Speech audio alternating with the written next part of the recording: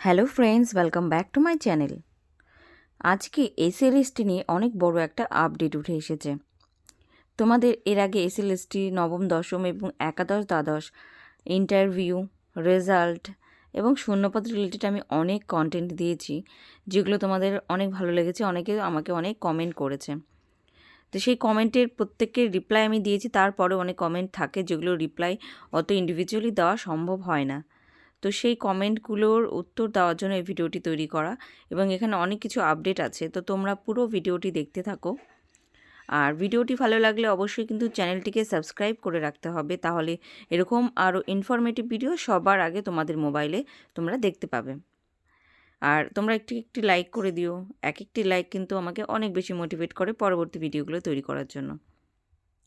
তো এসএলএসটি নিয়ে অনেক আপডেট উঠে এসেছে।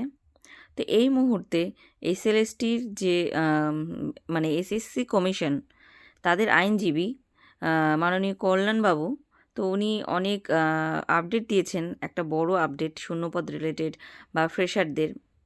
তো এখানে ফ্রেশারদের চাকরির ব্যাপারটা আমরা তো বিশ্বাসই করতে পারছি না, যে যে আপডেটটা উনি দিয়েছেন যে এত হাজার চাকরি হবে। এখানে যেমন থাম্বনেলে তোমরা দেখতে পেয়েছো যে 28,000 চাকরি শুধু ফ্রেশারদের জন্য। এখানে কমিশন যেটা জানিয়েছে যে এই যে রিক্রুটমেন্টটা হতে চলেছে 2025-এর এসএলএসটির, সেখানে 40,000 মতো ক্যান্ডিডেটের যে চাকরি হবে, তার মধ্যে যেটা আপডেট উঠে এলো সেটা হচ্ছে মাত্র 12,000 চাকরিহারা যোগ্য প্রার্থীরা চাকরি পেতে চলেছে। আর বাকি সমস্ত শূন্যপদ, যেমন 28,000 মতন শূন্যপদ ফ্রেশারদের জন্য। তো এটা কি তোমাদের বিশ্বাসযোগ্য মনে হয়? অবশ্যই কিন্তু আমাকে এই বিষয়ে কমেন্ট করতে পারো।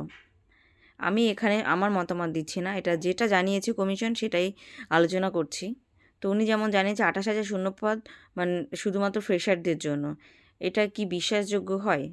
এই কথাটা অনেকটাই অবিশ্বাস্য মনে হচ্ছে সবারই। যাই হোক, উনি আরেকটা কথা বলেছে, যারা চাকরিহারা আন্দোলন করছে তাদেরকে উনি বলেছেন অতৃপ্ত আত্মা। এই কথাটাও কি তোমাদের সবার গ্রহণযোগ্য মনে হচ্ছে? যে একে তো রিক্রুটমেন্ট নিয়ে এত বছর থেকে, তারপরে যদিও বা রিক্রুটমেন্ট হলো, তার এই অবস্থা। সেখানে ফ্রেশারদের এমন এমন ক্যান্ডিডেট আছে যারা 60-এ 60 পেয়েও ডাক পায়নি। আর যেটা 11-12 হয়েছে, 9-10-এও অনেক ফ্রেশাররা বঞ্চিত হয়েছে, অনেক কাট অফ অনেকটাই হাই গেছে। তো এক্ষেত্রে কি তোমাদের এই কথাটা কি মনে হচ্ছে?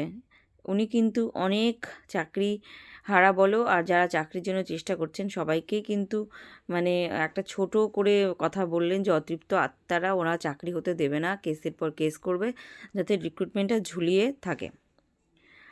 আচ্ছা, চাকরিটা কারা হতে দিচ্ছে না? এটা কি যারা চাকরি প্রার্থী তারা হতে দিচ্ছে না, বা তোমাদের কি মনে হয়? এখানে তো কমিশন, এখানে তো রাজ্য সরকার সমস্তটাই যুক্ত আছে। তারা তো চাইছে না যে সঠিকভাবে চাকরিটা হোক, সাধারণ ছেলেমেয়ে চাকরি পাক। তাদের যদি চাকরি দেওয়ার সদিচ্ছায় থাকতো, তাহলে 2016 সালের ক্যান্ডিডেটরা চাকরি হারাতো না। কারণ তারা এক চাকরি বারবার দিচ্ছে, দিয়ে তারা বলছে যে আমরা চাকরি দিচ্ছি। এটাই তো বেশিরভাগ ক্ষেত্রে হয়ে আসছে। তারা নতুন করে শূন্যপদ সৃষ্টি করে ছেলে মেয়েদের যে ভবিষ্যৎ গড়ে দেবে সেটা তো করছেই না। একে তো চাকরি নেই, চাকরি ছাড়লেও খুবই কম সংখ্যক শূন্যপদ, বেকার সংখ্যা এতটা বেশি। তারপরেও উনি বলছেন যে যারা আন্দোলন করছে চাকরির জন্য, যাদের ভবিষ্যৎ অন্ধকার, তাদেরকে উনি অতৃপ্ত আত্মা বলছেন। তো বন্ধুরা, এটা অবশ্যই কিন্তু তোমাদের কমেন্টে জানাতে হবে। আর এইচএসসি ফ্রেশারদের জন্য যে আন্দোলনটা হচ্ছে বা হতে চলেছে, সেগুলোতে তোমাদের কিন্তু অবশ্যই সামিল হতে হবে। কারণ সবাই মিলে এক না হলে কিন্তু ফ্রেশারদের কিন্তু ভবিষ্যৎ একদমই অন্ধকারের দিকে যেতে চলেছে। এই যে 28,000 চাকরি শুধু ফ্রেশারদের জন্য যিনি বললেন, এই কথাটা কিন্তু একদমই বিশ্বাসযোগ্য নয়। কারণ এই শূন্যপদ যে কীভাবে ফিল আপ হবে সেটা আমরা ভালো মতোই জানছি। হ্যাঁ, উনি বলেছেন যারা যোগ্য চাকরি প্রার্থী তাদের অনেক শূন্যপদ তৈরি করে তাদেরকে আবার নতুন করে নেওয়া হবে, ফ্রেশারদের জন্য শূন্যপদ বাড়বে, সবই ঠিক আছে। কিন্তু ফ্রেশাররা কি সঠিকভাবে চাকরি পাবে? তাদের কি সঠিকভাবে চাকরি দেওয়া হবে, সেটাই কিন্তু সবচেয়ে বড় প্রশ্ন। কারণ এখানে তো তোমরা দেখতেই পাচ্ছ 2016 সালের ঘটনাটাই কিন্তু আমাদের চোখে আঙুল দিয়ে দেখিয়ে দিচ্ছে যে চাকরিটা কিন্তু সঠিকভাবে সঠিক ছেলেমেয়ে পায় না। যোগ্য প্রার্থীরা সবসময় বঞ্চিতই থেকে যায়। খুব কম সংখ্যক হয়তো যোগ্য প্রার্থী চাকরি পায়, কিন্তু বেশি সংখ্যক অযোগ্য চাকরি প্রার্থীরাই ঢুকে থাকে। তো এবার 2025 সালে কি হচ্ছে, যেহেতু এটা সুপ্রিম কোর্টের নির্দেশে চাকরিটা হচ্ছে, তো সুপ্রিম কোর্টের যা রিসেন্ট অর্ডার দেখা যাচ্ছে তাতে মনে হচ্ছে সুপ্রিম কোর্ট, রাজ্য সরকার, কমিশন এদের কথা মতোই চলছে। তো এই ব্যাপারেও অনেক কিছু তোমাদের মতামত আশা করছি তোমরা জানিও।